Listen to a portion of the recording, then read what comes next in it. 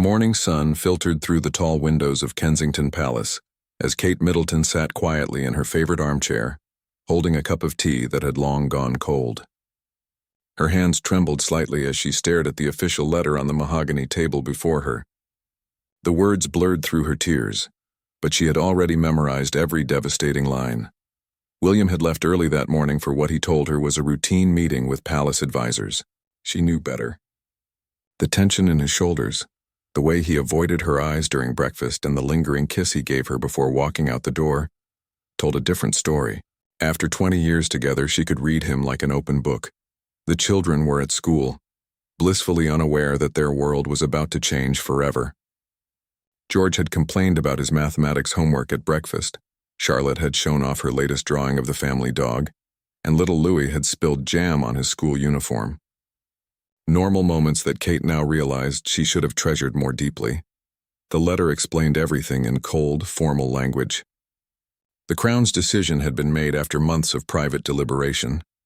Recent events had forced the royal family into an impossible position, and sacrifices had to be made for the greater good of the monarchy. William's position as heir to the throne was secure, but the marriage that had captured the world's heart would have to end. Kate remembered the fairy tale beginning of their love story, meeting William at university, their secret courtship, the years of waiting and wondering if he would ever propose. The world had watched their romance bloom, celebrated their magnificent wedding, and followed every milestone of their family life. They had become the golden couple of the royal family, representing hope and modernity for a new generation. But behind the palace walls, pressures had been mounting.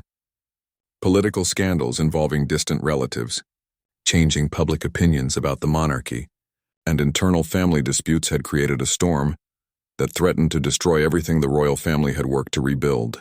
Someone had to pay the price for stability, and that someone was Kate. She thought about the conversation they had 3 nights ago, when William first told her what was being asked of them. He had wept openly, something she had seen him do only twice before, when his mother died and when his father was diagnosed with cancer. They held each other in the darkness of their bedroom, knowing that their time together was running out like sand through an hourglass. The irony wasn't lost on her that she was losing her family to protect the very institution that had given her everything. The same crown that had welcomed her as a commoner and made her a princess was now asking her to walk away for its survival. The weight of duty that William had carried his entire life was finally crushing the happiness they had built together. Kate's phone buzzed with messages from her sister Pippa, her parents and close friends who had no idea what was happening. She couldn't bring herself to read them, knowing that soon she would have to explain the unexplainable to the people who loved her most. How do you tell the world that sometimes love isn't enough when duty calls? The palace staff moved quietly through the halls, their usual cheerful chatter replaced by whispered conversations and worried glances. Even they could sense that something terrible was happening to the family they had served so faithfully. Mrs. Henderson, the head housekeeper, who had become like a grandmother to the children, had tears in her eyes when she brought Kate her morning tea. As the hours passed, Kate began the mental process of saying goodbye to the life she had known for over a decade. She walked through each room of their private quarters, touching the family photos, the children's artwork stuck to the refrigerator, the throw blanket where she and William would curl up to watch movies after long days of royal duties.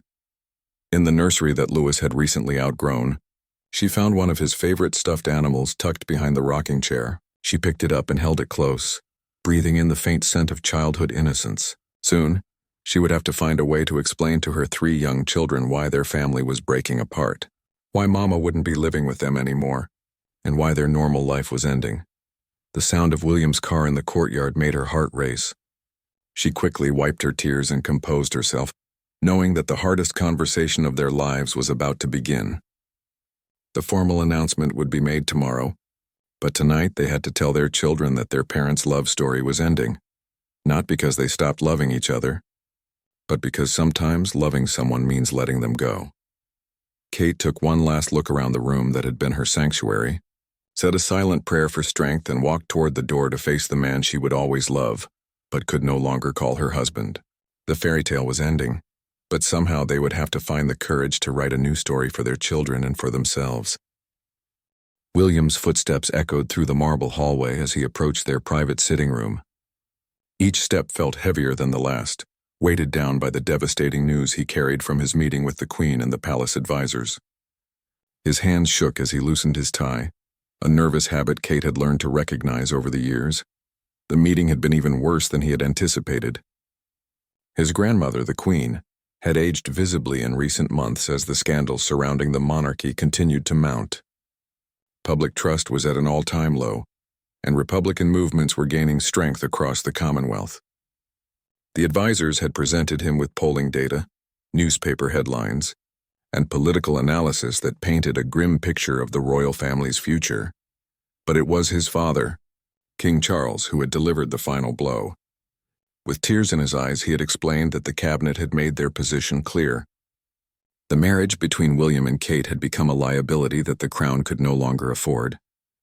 Kate's middle-class background, once seen as refreshing and modern, was now being used by critics as evidence that the monarchy was losing its relevance and dignity.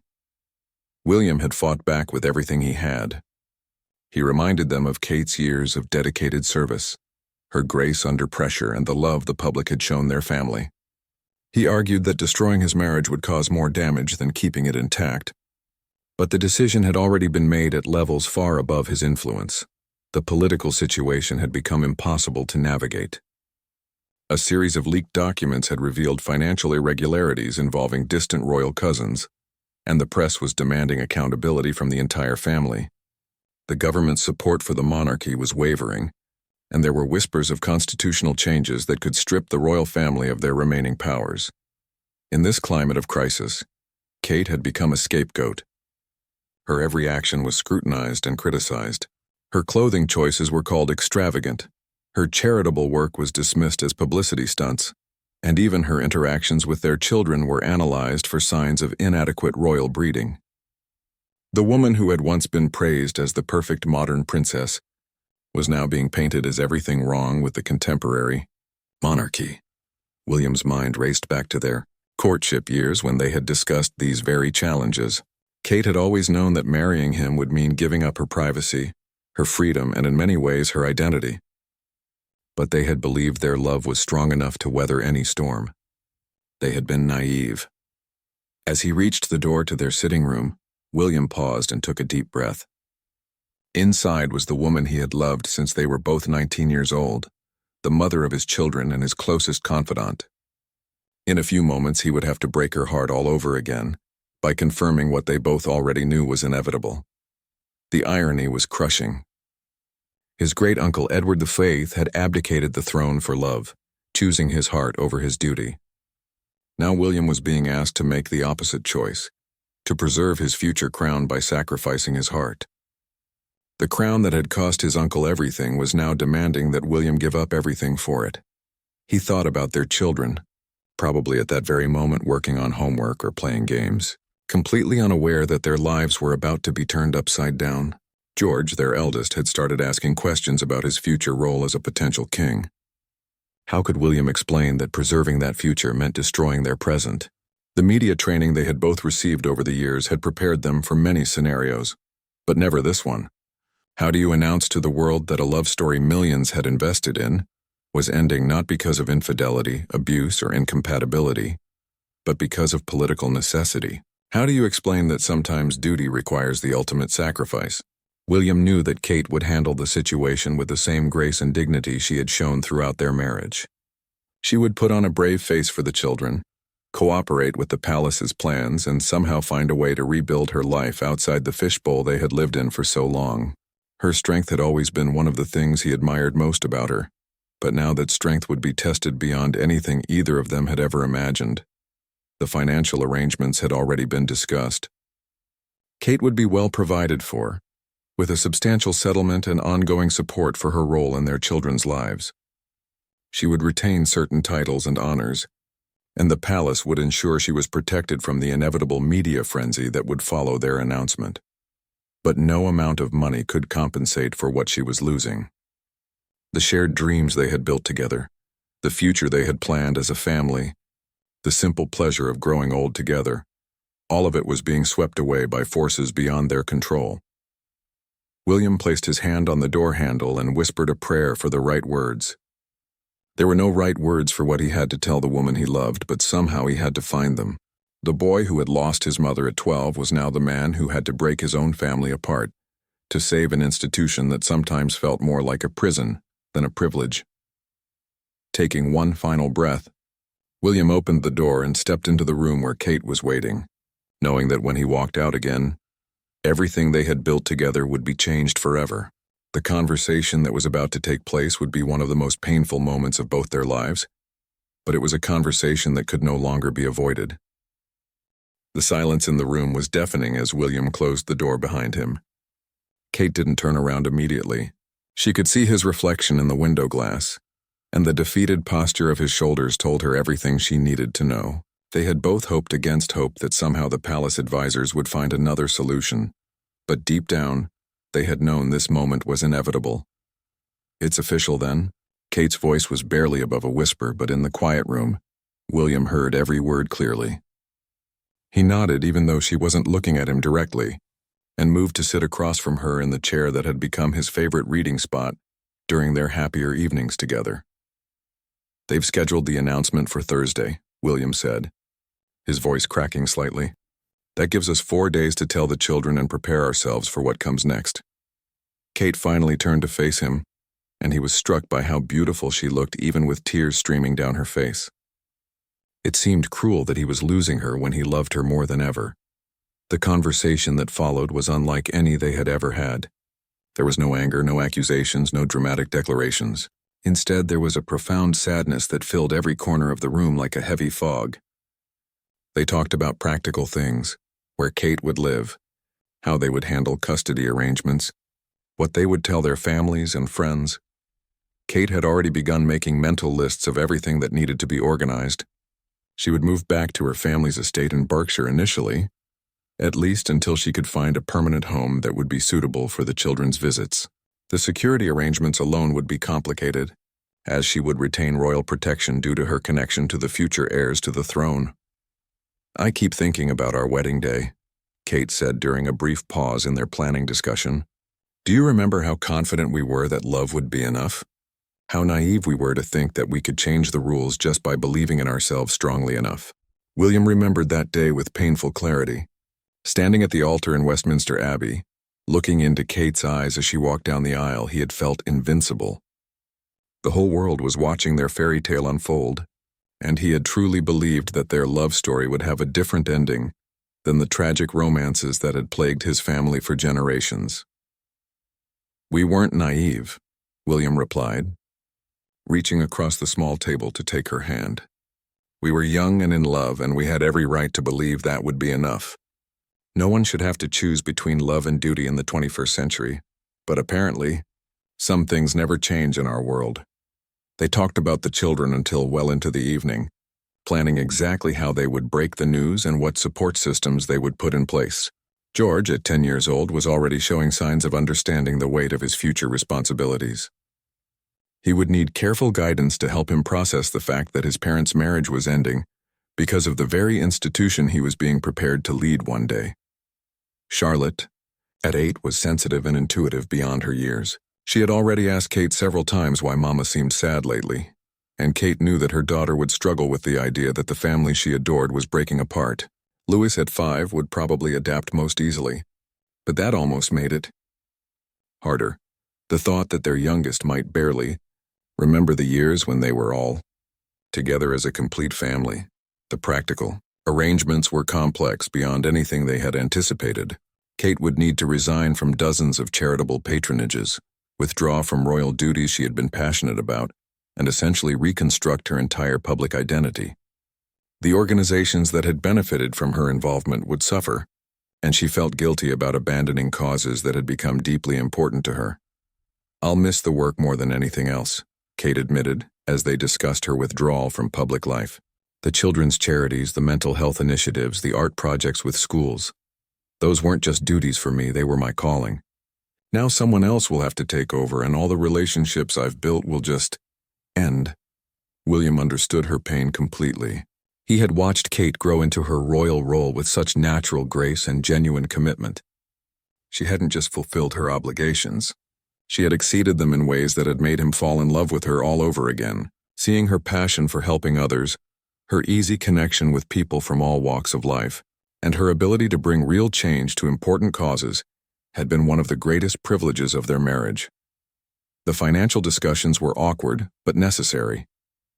Kate had never been motivated by money or material possessions, but she needed to understand how she would support herself and contribute to their children's upbringing going forward. The palace would provide generous support, but she was determined to eventually become financially independent through her own work, though exactly what that work would be remained unclear. As night fell over London, they found themselves talking about memories, their first apartment together, family vacations that had required military-level security planning, quiet moments stolen away from the public eye. Each memory felt precious now, like photographs they were studying one last time before putting them away forever. "Do you think we'll be able to be friends?" Kate asked as they prepared to go upstairs to bed, separately for the first time in their marriage. "Not right away, obviously, but someday. For the children's sake, but also for ours." William considered the question carefully. "I hope so," he said finally. "I can't imagine a world where you're not part of my life in some way. You've been my best friend for 20 years. Even if that has to change, I hope we can find a way to preserve some version of what we've meant to each other." They stood up simultaneously, the conversation finally exhausted along with their emotional reserves. Tomorrow they would have to begin the process of telling their children and then the world that their love story was ending. But tonight, they could hold on to their last few hours as a married couple even if they were spending them apart. The next morning arrived too quickly, bringing with it the most difficult conversation any parent could imagine having. William and Kate had barely slept, both lying awake in their separate bedrooms, rehearsing the words they would need to say to their children. The house felt different already, as if the walls themselves could sense the impending change. They had decided to tell the children together, right after breakfast, in the family sitting room where they had spent countless happy hours playing games, reading stories, and simply being a normal family despite their extraordinary circumstances. Kate had prepared the children's favorite breakfast, pancakes with fresh berries, hoping that familiar comforts might somehow soften the blow of what they were about to learn. George was the first to sense something was wrong. He had inherited his father's intuitive nature and his mother's emotional intelligence, making him acutely aware of the tension between his parents. During breakfast, he kept glancing back and forth between them with worried eyes, his usual chatter replaced by an unusual quietness. "Are you and Mama having a fight?" he asked William directly, in the straightforward way that children approach difficult topics. Charlotte and Louis stopped eating their pancakes and looked up expectantly, suddenly aware that their big brother had voiced something they had all been feeling. William and Kate exchanged a look across the breakfast table, and Kate nodded slightly. They had planned to wait until after breakfast, but George's question had opened the door to a conversation that could no longer be delayed. "We need to have an important family talk," Kate said gently, setting down her coffee cup. "Let's go sit together in the living room, and Papa and I will explain what's happening." The walk from the kitchen to the sitting room felt like the longest journey of their lives. Kate held Louis's hand while William walked with his arm around Charlotte's shoulders. George walked slightly ahead, his young face already showing the weight of understanding that something serious was about to be discussed. Once they were all seated on the large sofa that had been the site of so many family movie nights, William began with the words they had carefully chosen the night before. "You know how much Mama and Papa love each other, and how much we both love all of you. That's never going to change, no matter what happens. But sometimes," Kate continued, her voice steady despite the tears threatening to spill over, "grown-ups have to make very difficult decisions to keep the people they love safe and happy. Papa and I have to make one of those decisions now." Charlotte, with her characteristic directness, asked the question that cut straight to the heart of the matter. "Are you getting divorced like Emma's parents did?" The word hung in the air like a sword waiting to fall. William and Kate had avoided using it in their own discussions, as if not saying it out loud might somehow make it less real. But their 8-year-old daughter had no such illusions about the gravity of the situation. "Yes, sweetheart," William said, his voice breaking slightly. "Mama and I are going to get divorced." But this divorce is different from what happened with Emma's family. We're not divorcing because we stopped loving each other. We're divorcing because of Papa's job, because of the royal family, because sometimes being a prince means making sacrifices that are very hard to understand. Louis, at 5, didn't fully grasp the concept but understood that something was making his parents sad. He climbed into Kate's lap and wrapped his small arms around her neck, offering the kind of pure, uncomplicated comfort that only children can provide. George, however, was beginning to understand the broader implications. "Is it because of the mean things people have been saying about our family in the newspapers?" he asked. "I heard some boys at school talking about it, but I didn't really understand what they meant." Kate felt her heart breaking all over again. She and William had tried so hard to shield their children from the media criticism and political pressures that had been mounting against the royal family. But children hear more than adults think. They do, and George had clearly been carrying this worry for some time. The newspapers and the people who make decisions about Papa's job think it would be better for the royal family if Mama and Papa weren't married anymore, Kate explained, choosing her words carefully. "It's not fair and it's not right, but sometimes grown-ups have to do things they don't want to do because other people tell them it's necessary." Charlotte's tears had started falling by this point, and she crawled over to sit between her parents. "But where will Mama live? Will we still see her every day? What about our bedtime stories and our weekend adventures?" These were the questions that William and Kate had dreaded most, because they knew that the answers would change everything their children understood about their family structure. They explained that Kate would move to a new house, but that it would be close enough for regular visits. They promised that holidays and special occasions would still be celebrated together, and that both parents would always be involved in their children's lives. "Will we have to choose who to live with?" George asked, showing wisdom beyond his 10 years. "Because I don't want to hurt anyone's feelings, but I also don't want to be away from either of you." William and Kate had already worked out these arrangements with their lawyers and the palace advisors. The children would remain primarily at Kensington Palace with William, as their place in the line of succession required them to maintain their official royal residence, but they would spend extensive time with Kate, including weekends, holidays, and school breaks. "You'll never have to choose between us," Kate assured them. "We're still going to be a family, just a different kind of family than we've been before. Families come in all shapes and sizes, and love doesn't disappear just because people live in different houses." The conversation continued for over an hour, with each child processing the information in their own way. Charlotte wanted to know if they could still have family photos taken together. Louis asked if he could bring his favorite toys to both houses. George worried about whether he would still be able to talk to both parents about his concerns about his future royal duties. Throughout it all, William and Kate worked together to provide reassurance, comfort, and honest answers to their children's questions. Despite the heartbreak of the situation, they found themselves falling back into the teamwork that had characterized their parenting throughout their marriage. Even as their romantic relationship was ending, their partnership as parents remained strong and united. As the conversation wound down, the children gradually began to accept this new reality, the way children do when they have no choice but to adapt. They asked practical questions about logistics and timing, showing a resilience that both amazed and devastated their parents. "When will this happen?" George asked finally, the question that brought them back to the harsh timeline they were facing. "Very soon," William answered honestly. "The palace will make an announcement in a few days, and then everyone in the world will know about our decision. It's going to be very difficult for a while, with lots of attention from newspapers and television, but we'll get through it together as a family." That evening, after the children were in bed, William and Kate sat together one last time in their sitting room, emotionally exhausted but somehow also relieved that the hardest conversation was behind them. They had managed to tell their children the truth with love and honesty, and while the road ahead would be challenging, they had begun that journey together as a united front.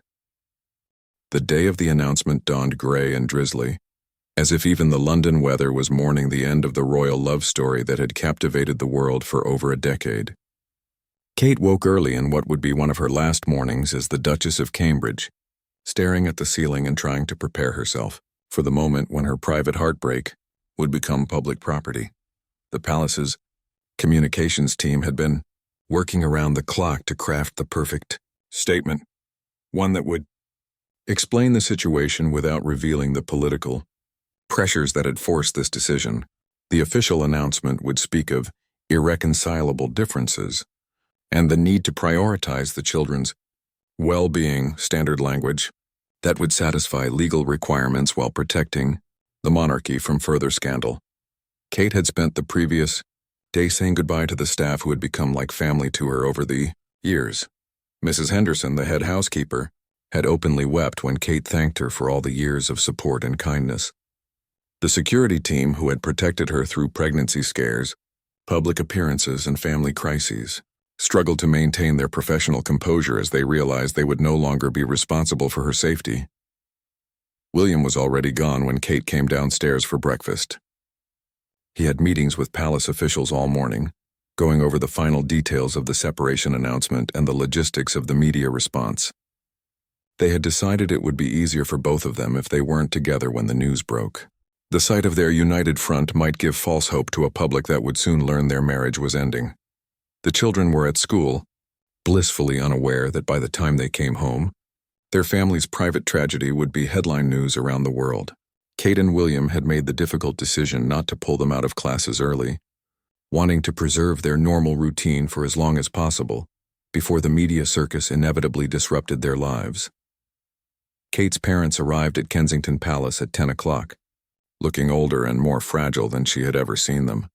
Michael and Carol Middleton had been thrust into the spotlight when their daughter married Prince William, but they had never fully adjusted to the relentless public scrutiny that came with being connected to the royal family. Now they would have to watch their daughter endure the most painful chapter of her public life.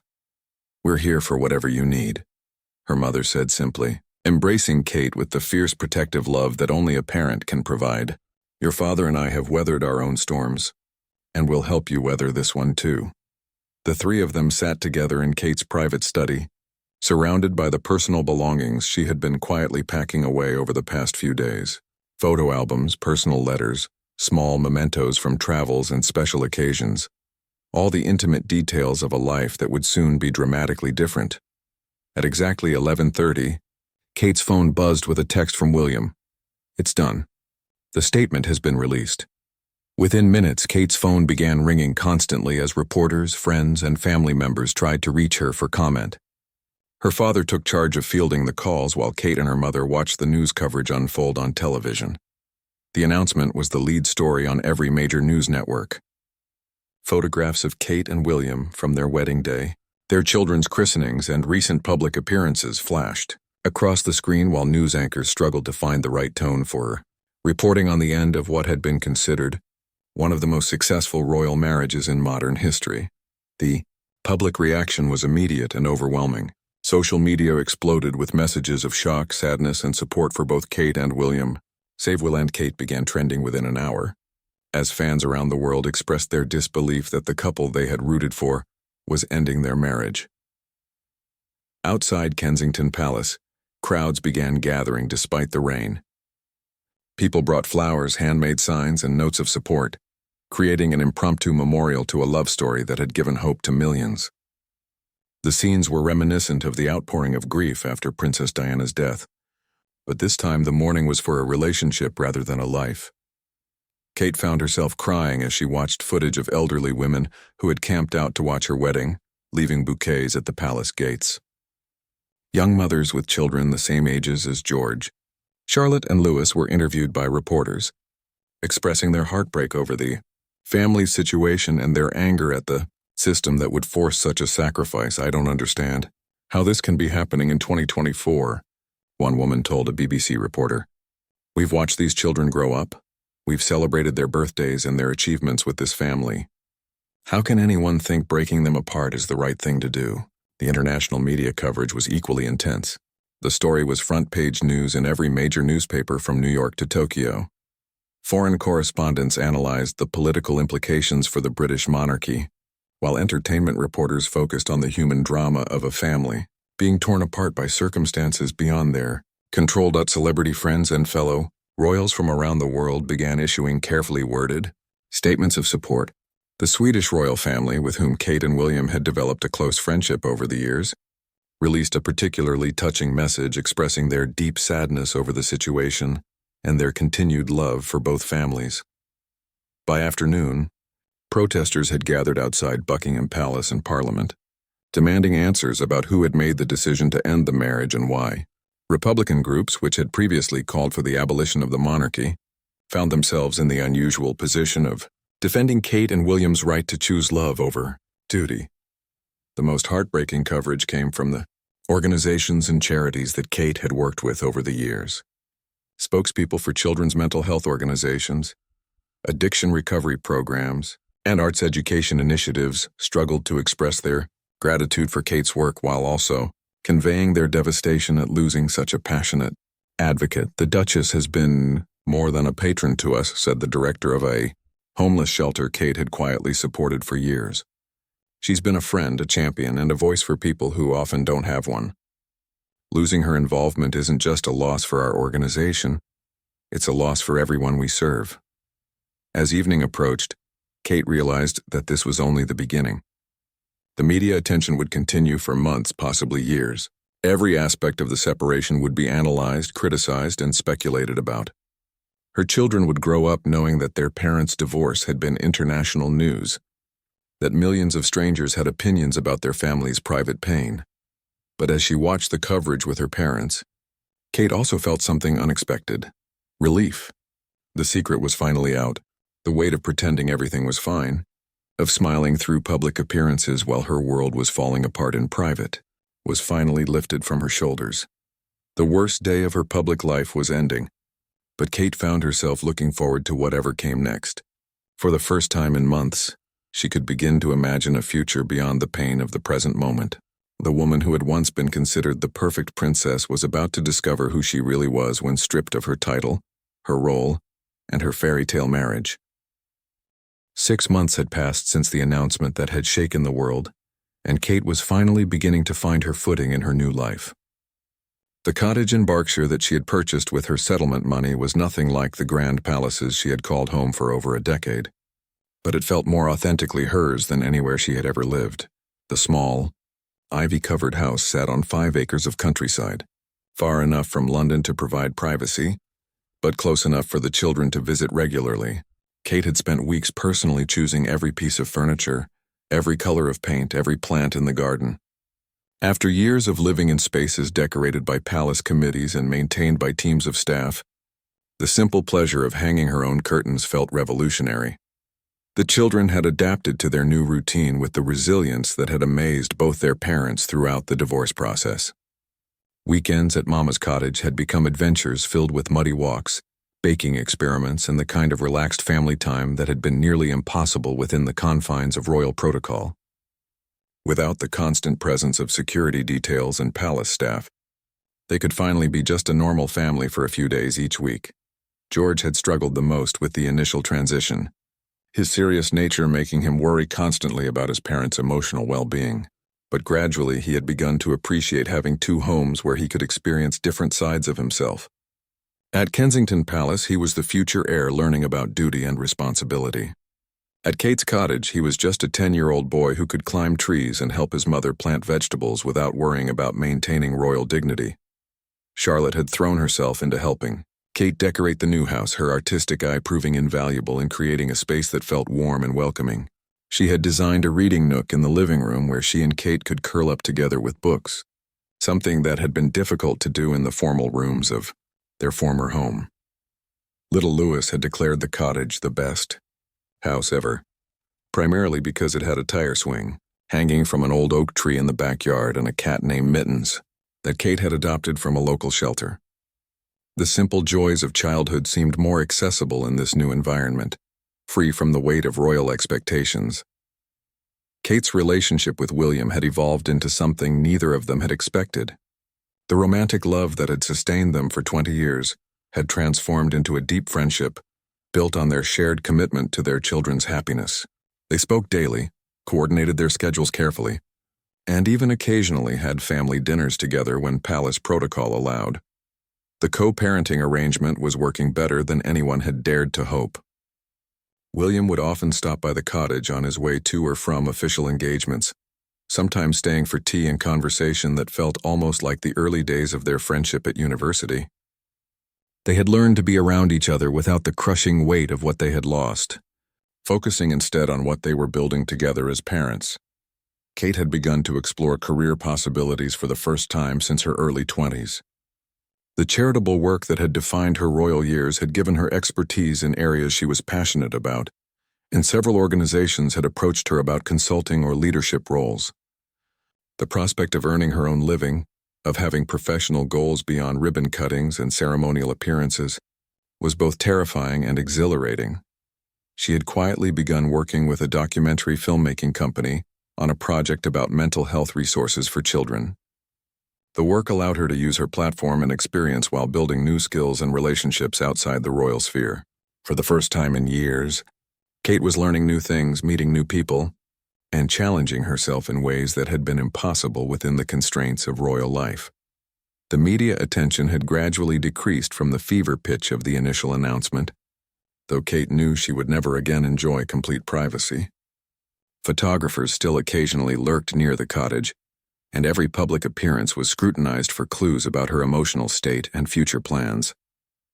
But the intensity had become manageable, and Kate had learned to navigate her new level of fame with grace and humor.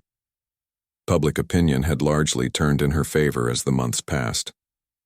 The initial shock of the divorce had given way to admiration for how Kate had handled the transition and anger at the system that had forced such a sacrifice. Several prominent politicians had called for reforms to prevent similar situations in the future, though Kate knew that real change would be slow if it came at all. Her relationship with the extended royal family had been one of the most surprising developments of the post-divorce period. The Queen, who Kate had feared would be cold and distant after the separation, had actually become more accessible and warmer. Free from the political pressures that had driven the divorce decision, Elizabeth could relate to Kate simply as a grandmother who cared about her great-grandchildren's well-being. King Charles had also made efforts to maintain a relationship with Kate, recognizing that their connection would be lifelong through the children. He had even visited the cottage once, spending an afternoon playing with Louis in the garden and expressing genuine interest in Kate's new documentary project. The most difficult relationship to navigate was with William's new romantic life. Palace advisors had been pressuring him to begin dating again, arguing that the monarchy needed evidence that he was moving forward and focusing on his future role. The thought of William with someone else still caused Kate physical pain, but she was determined to support whatever would make him happy and provide stability for their children. Kate had also faced pressure to begin dating, with several high-profile suitors expressing interest through mutual friends. But she wasn't ready for that step yet. The identity work of figuring out who she was outside of being William's wife was still ongoing, and Kate knew she needed to complete that journey before she could even consider sharing her life with someone else. The cottage had become a gathering place for Kate's family and friends in a way that the palace never could have been. Her parents were regular visitors. Her sister Pippa had brought her children for cousin play dates, and old university friends had reconnected with the woman they had known before she became a princess. These relationships felt precious to Kate because they were chosen rather than assigned. For years, her social circle had been largely determined by royal protocol and political considerations. Now she could surround herself with people who cared about her as a person, rather than as a representative of an institution. As autumn approached, Kate found herself reflecting on the journey that had brought her to this unexpected place. The fairy tale marriage was over, but a different kind of story was beginning. She was learning that happiness didn't always look the way you expected it to, and that sometimes the greatest love required the greatest sacrifice. The woman who had once been afraid of losing her identity to the crown had discovered that losing her title had actually helped her find herself. Kate Middleton was still learning who she was beyond being the Duchess of Cambridge, but she was beginning to suspect that the answer would be more interesting than anything she had been before. 2 years had passed since the announcement that had broken millions of hearts around the world, and Kate was standing in her garden on a crisp December morning, watching her children build a snowman with their father. The scene would have seemed impossible to imagine during those dark days when their family was being torn apart. Yet here they were, different than before, but somehow still whole. William had arrived early that morning to spend the day at the cottage, a tradition they had established for special occasions and holidays. The formal custody arrangements had evolved into something much more flexible and natural, with both parents prioritizing the children's needs over legal requirements. What had started as scheduled visits had become genuine family time, just structured differently than it had been during their marriage. The documentary Kate had been working on was premiering that evening, marking a milestone in her journey toward professional independence. Healing Young Hearts explored innovative approaches to children's mental health treatment, combining Kate's royal experience with her newfound skills as a filmmaker. The project had taken her to schools, hospitals, and community centers across the country, reconnecting her with the charitable work she had always loved while building expertise in an entirely new field. George, now 12, had become an articulate advocate for understanding between divorced families, often surprising adults with his mature perspective on his parents' situation. He had written an essay for school about how families could be strong, even when they lived in different houses, earning praise from teachers who marveled at his emotional intelligence and resilience. "I used to think divorce meant that love had failed," he had written. "But watching my parents, I learned that sometimes love means making hard choices to protect the people you care about. My family looks different now, but we're still a family." Charlotte had channeled her artistic talents into creating a children's book about a princess who discovers that her real power comes from helping others rather than wearing a crown. The story, obviously inspired by her mother's journey, had been picked up by a small publisher with proceeds going to one of Kate's former charitable patronages. At 10 years old, she was already showing signs of the same grace under pressure that had made her mother beloved around the world. Louis, now 7, had adapted to their new normal with the easy acceptance of a child who had never known anything different. He loved having 2 homes, 2 bedrooms, and what he called double Christmas. Though both parents had worked hard to ensure he understood that material abundance wasn't the point of their arrangement. The public's fascination with Kate and William's story had never completely faded, but it had evolved from tragic obsession to admiring respect. Their ability to co-parent successfully had become a model for other divorced families, and Kate regularly received letters from people around the world thanking her for showing that love could take many different forms. The monarchy itself had undergone subtle but significant changes in the aftermath of their divorce. Public criticism of the institution that had forced such a sacrifice had led to reforms in how personal decisions were made within the royal family. Future generations would have more autonomy over their private lives, a legacy that both Kate and William took pride in despite the personal cost. William had found his footing as a single father and future king, though Kate knew the loneliness still weighed on him. The palace had stopped pressuring him to remarry, recognizing that his dedication to his children and his royal duties left little time or emotional energy for romance. He had become a different kind of royal figure, more accessible, more human, more willing to acknowledge that perfection was an impossible standard. Kate's own romantic life remained a subject of intense speculation, though she had successfully kept her private relationships out of the public eye. There had been a few quiet relationships over the past 2 years. A fellow filmmaker, a children's advocate she had met through her work, a widowed father from the children's school. None had developed into anything serious, but each had helped Kate remember what it felt like to be valued as a woman, rather than as a symbol. The cottage had become more than just a home. It was a sanctuary where Kate had rebuilt herself from the ground up. The garden she had planted was now mature and abundant, providing flowers for the house and vegetables for family meals. The study where she worked on her films was filled with awards and recognition for her advocacy work. The living room where she and the children spent quiet evenings was warm and lived in, a far cry from the formal spaces of her former life. Her relationship with her former in-laws had stabilized into something genuinely affectionate. The Queen, now in her late 90s, had made Kate promise to bring the children to visit regularly, recognizing that Kate would always be family regardless of legal status. King Charles consulted Kate on matters related to the children's welfare and often sought her advice on charitable initiatives. The most unexpected development had been the relationship between Kate and William's eventual romantic partner, Lady Sarah Rothschild, a diplomat's daughter with her own impressive career in international development, had entered William's life gradually and carefully. Rather than seeing Kate as a threat or rival, Sarah had approached her as an ally in caring for the children they both loved.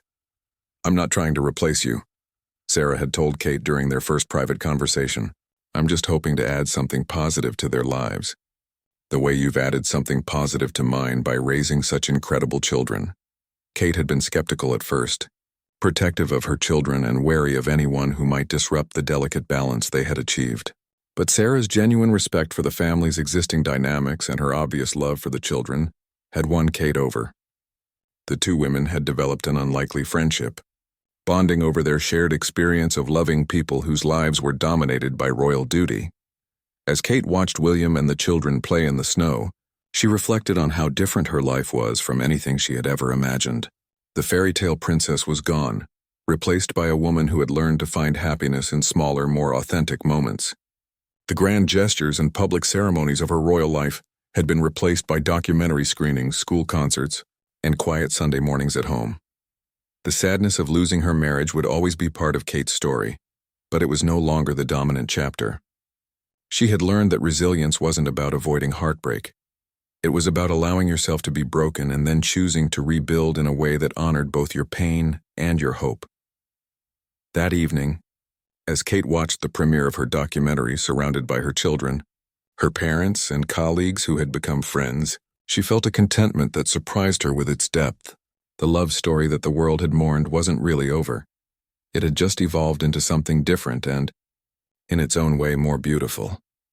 William caught her eye across the crowded theater and smiled, the same warm smile that had made her fall in love with him 25 years earlier. They were no longer husband and wife, but they were partners in the most important work either of them would ever do, raising 3 remarkable children who would carry forward the best parts of their parents' love story. In the end, Kate realized, the silent farewell that had broken so many hearts had actually been the beginning of something new. Sometimes the greatest act of love is letting go, and sometimes the most beautiful endings are actually new beginnings in disguise.